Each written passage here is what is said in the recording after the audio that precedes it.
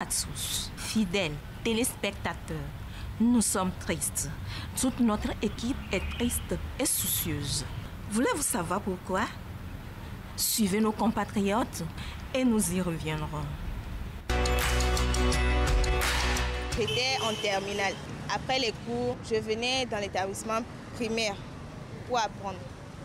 Là, tout est calme, il n'y a personne. Mais à côté aussi de l'établissement, il y avait une maison. D'après les rumeurs, on avait dit qu'elle n'avait jamais eu d'enfants.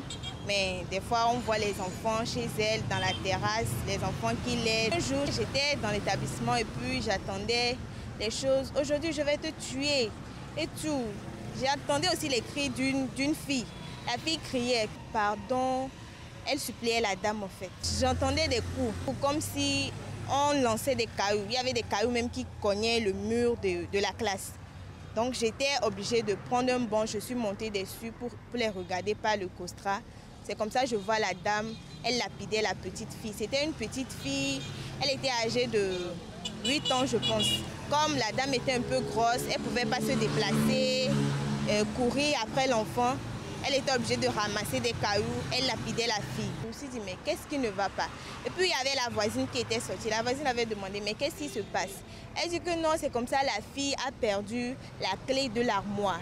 Qu'elle lui demande, elle dit qu'elle ne sait pas où elle a déposé ça. Et puis la voisine lui demande, c'est tous les jours la fille elle fait ça, que c'est son habitude, que la fille elle est gâtée, qu'on est venu la tuer avec l'enfant là, que l'enfant là va lui donner les tensions, les crises et tout. Comme la fille courait, la dame l'a aidé à attraper l'enfant pour qu'elle emmène l'enfant dans la chambre. Parce que quand j'écoutais les choses comme ça, il y avait aussi mes camarades, mais on était dispersés dans plusieurs classes.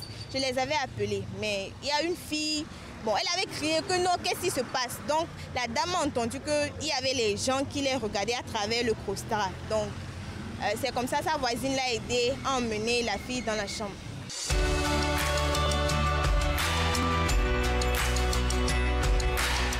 Moi, personnellement, côté de ma traitance des enfants, je peux dire ça va souvent du côté des enfants adoptés. Et bon, les enfants à qui leurs parents sont décédés. Ces enfants n'ont pas souhaité à ce que les parents ne soient plus avec eux. Mais ceux qui acceptent prendre ces enfants en charge et les éduquer, il manque un peu d'amour et d'affection à transmettre à ces enfants. Ce qui fait que, arrivé à un moment, ces enfants ont un besoin d'affection et d'amour qu'ils veulent coûte que coûte combler. Des fois, c'est des réflexes en fait, ça revient comme si tu en manques de quelque chose, quoi. Quand tu parles à l'enfant et que tu veux que l'enfant fasse quelque chose, tu ne lui donnes pas. Genre, des fois, s'il veut parler à des enfants, c'est pour crier et tout. Quand l'enfant est habitué par ce genre de comportement, quand ils grandissent, c'est des réflexes en fait. Il ne veut plus t'écouter. Il laisse les enfants affamés, ne leur donne pas à manger, pas d'entretien. L'enfant peut se lever du matin jusqu'au soir sans manger et ils leur donnent des corvées, des tâches domestiques à faire à longueur de journée sans repos. Et des fois, même, ils ne leur donnent même pas à manger et que l'enfant est obligé de sortir. Le mendier, des fois, ça le pousse à voler. Parce que quand l'enfant a faim, il veut manger, mais il ne trouve pas, il sort dans la rue. S'il voit quelque chose bien, bon, quelqu'un dépose quelque chose à quelque part, s'il n'a pas l'intention juste pour se satisfaire ou bien satisfaire sa soif, il prend ça. Et des fois, même à la maison, ils prennent l'argent des parents. Par peur de revenir qu'on les tape, ils préfèrent rester dehors et ne plus revenir. J'écoutais des cris, elle avait pris des bâtons. Bon, c'était les bâtons de noix, là, ça se trouve dans le noix. Ça là, moi-même, on m'avait frappé, ça fait tellement mal. Elle avait pris plusieurs comme ça, elle est rentrée avec ça. Elle cognait la fille criait, j'entendais les cris, mais seulement que je n'avais aucune force. Qu'est-ce que je pouvais faire face à cette situation? Elle frappait la fille jusqu'à... Elle a dit que non, pour aujourd'hui c'est bon, qu'elle ne va pas manger. Elle a fait sortir la fille. Quand tu vois la fille, bon, déjà, il y avait des petites plaies sur les parties de la fille. Et puis avec ce elle a pu pour chicoter la fille, il y avait les traces dans le dos, partout. Quand tu vois ça, en fait, ça fend le cœur. chers téléspectateurs, voyez-vous, certains enfants gémissent dans l'ombre sous le poids du chagrin et du désarroi. Pour vous confirmer notre désolation, nous nous faisons le devoir de quitter les murs de la télévision togolaise pour nous rendre une fois encore au CHU Campus. C'est là que Dr Delpha Ali nous dira si la maltraitance infantile est un fait réel ou imaginé. Installez-vous confortablement et suivez-nous.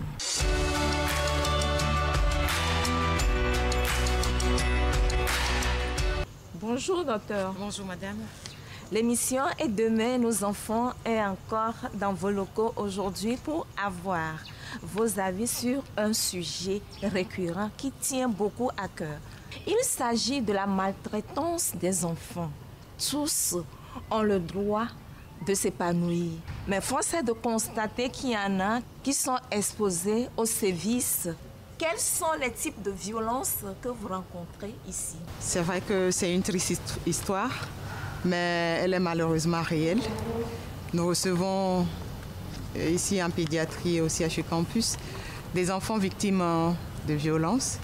Il y a plusieurs types de violences. Je m'en vais citer quelques-unes. Il y a les violences psychologiques, tout d'abord, les violences verbales, il y a les violences physiques, les violences économiques, les violences domestiques, il y a les violences sexuelles.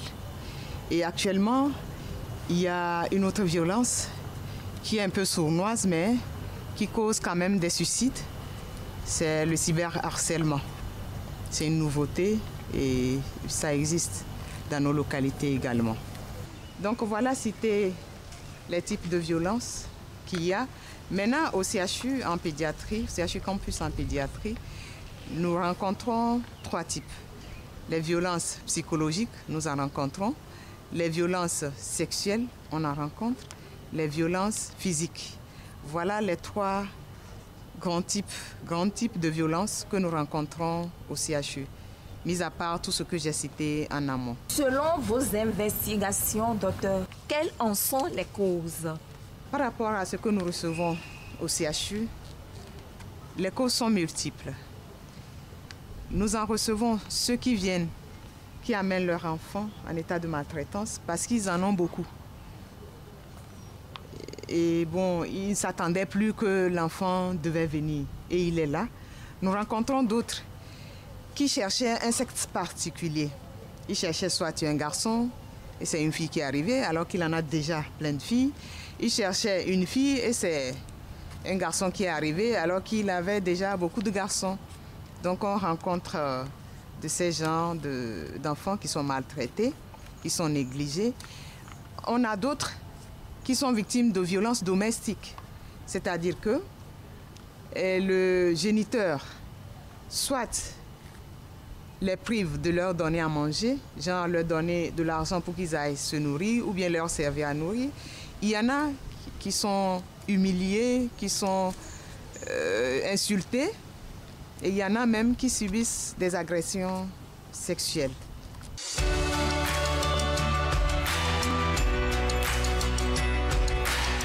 J'ai remarqué que comme on avait maltraité, l'enfant a grandi même en cerveau en même temps. Donc elle a changé de comportement. Et c'est qu'elle se comporte comme une grande personne.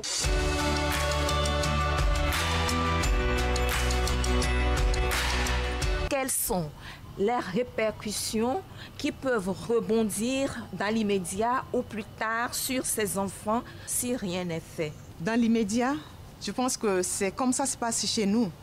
Je m'explique. Quand vous prenez un bâton et que vous tapez un enfant, la première des choses qu'il fait, il court vers l'extérieur ou il court vers un secours. S'il y a quelqu'un de plus âgé ou de plus aîné ou s'il y a une présence humaine, il court vers cette présence-là pour lui demander de l'aide. Maintenant, s'il n'y a personne, la personne court vers la sortie. Donc, les conséquences immédiates, c'est les fugues. C'est les fugues, c'est-à-dire que l'enfant il quitte la maison sans informer, il fuit la maison sans informer où il est. C'est la conséquence, la première des conséquences immédiates. La deuxième conséquence, c'est les crises hystériformes, c'est-à-dire que vous allez voir la personne vous dit qu'elle a des palpitations. On va faire des électrocardiogrammes avec les cardiologues, bref, avec d'autres spécialistes qui diront qu'il n'y a rien. Donc ça va se conclure à des crises hystériformes. Il y en a même qui tombent évanouis, qui s'évanouissent. Il y en a qui se plaignent des maux de ventre, qui se plaignent des douleurs dans le corps. Mais en réalité, il n'y a rien, c'est juste un appel au secours. Voilà les conséquences immédiates. Maintenant, à long terme, si cela n'a pas été pris en charge ou si rien n'est fait, la personne peut développer des troubles de comportement. La personne peut développer aussi une dépression, une anxiété permanente. Il peut avoir peur quand il est en société, il manque de concentration. L'école, on dira qu'il ne travaille pas bien à l'école, il ne suit pas bien parce que c'est normal. Le fait d'avoir peur fait qu'il pense qu'il y a toujours quelqu'un derrière lui. Donc ça fait que la personne ne peut pas se concentrer sur ce qu'il fait. Pour une petite histoire, nous avons reçu beaucoup d'enfants comme ça, pour lesquels on nous dit que c'est des enfants qui ont des difficultés scolaires. Donc, quand nous les avons reçus, nous avons su que non, en réalité, ces enfants-là subissaient des sévices, qu'ils n'arrivaient même pas à mettre les mots sur ces sévices-là dont ils subissaient, parce que ça venait directement de leurs géniteurs. Donc, avec les dessins de famille et d'autres techniques, on a pu savoir que, voilà le diagnostic posé. Maintenant, on a pu fouiller et aboutir finalement à la maltraitance. Donc, c'est pour dire qu'à long terme, si ce n'est pas traité, la personne va développer un manque de concentration, les troubles de mémoire, une dépression, les troubles dissociatifs. La personne va penser que c'est l'injustice. Maintenant, ça c'est sur la personne, c'est intrapersonnel. Maintenant, entre la personne interpersonnelle, entre la personne et sa société et son environnement, il y a aussi d'autres causes. Donc, il aura peur de s'approcher ou de demander quelque chose à l'autre. Il aura aussi peur, à chaque fois qu'il veut sortir seul, il va penser qu'il y a toujours quelqu'un derrière lui qui le poursuit. Il aura des difficultés, plus tard, adulte, à se maîtriser, à vraiment se poser sur des relations. Docteur, y a-t-il une prise en charge pour ces cas? Il y a des prises en charge. C'est qu'en pédiatrie, nous la recevons sous forme de crise. Les parents viennent, ils vous disent qu'il a fait une crise.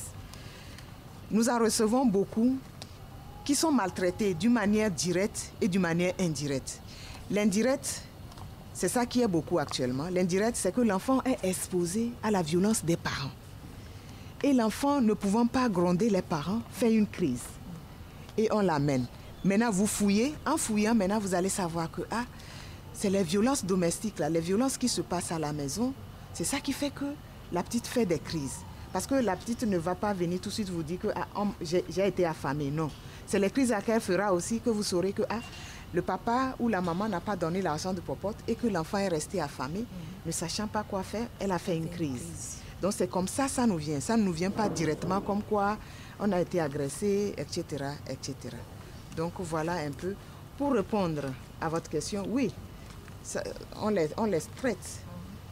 Quand c'est immédiat, on les traite, comme je venais de le dire, avec les crises hystériformes.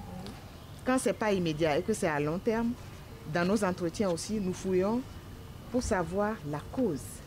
Permettez-moi, docteur, d'avoir une précision sur un des types que vous venez de citer, la violence du type sexuel.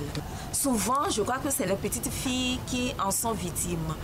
Je me demande, est-ce que plus tard, ces enfants, ces petites, pourront rester dans un foyer? Ça n'aura pas un effet négatif sur ces enfants plus tard? Merci pour la question. Dommage est de constater que ce n'est plus les petites filles uniquement maintenant, parce que les petits garçons aussi en paient le prix. Mais il se fait que ce cas des garçons est un peu camouflé.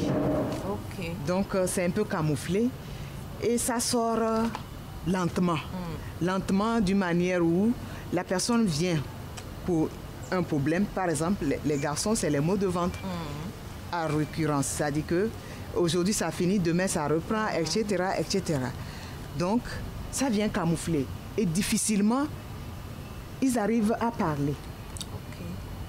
Mais sinon, il y a des cas d'agression de garçons qui existent. Ok. Oui. Mais la plupart que nous recevons, c'est des agressions sexuelles. C'est une forme de violence. Et vous avez posé la question à savoir si ces filles peuvent à la longue rester au foyer. J'avais expliqué tantôt les difficultés relationnelles. Donc Oui. que la maltraitance d'une manière générale pose. Elle pose une problématique de difficultés relationnelles. Parce que j'avais aussi dit tantôt que la personne manque de confiance en elle et manque de confiance aux autres.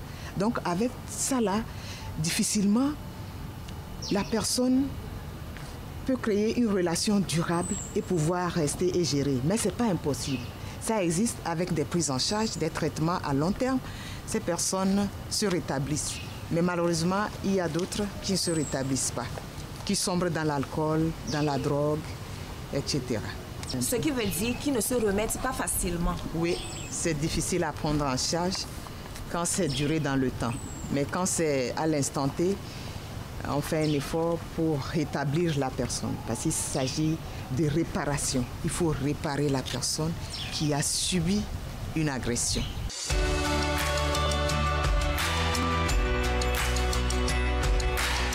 Ce que moi je peux dire à la population est que, bon, surtout pour côté des enfants adoptés ou les enfants à qui les parents ne sont plus avec eux, ces enfants n'ont pas souhaité à ce que les parents partent les laisser à leur charge. Donc si vous décidez de prendre ces enfants à charge, s'il vous plaît, donnez-leur l'amour nécessaire, prenez-les comme vos enfants, tels que vous pouvez traiter vos enfants, leur donner de l'affection, leur donner une bonne éducation pour une bonne évolution et ça dit pour le bien-être.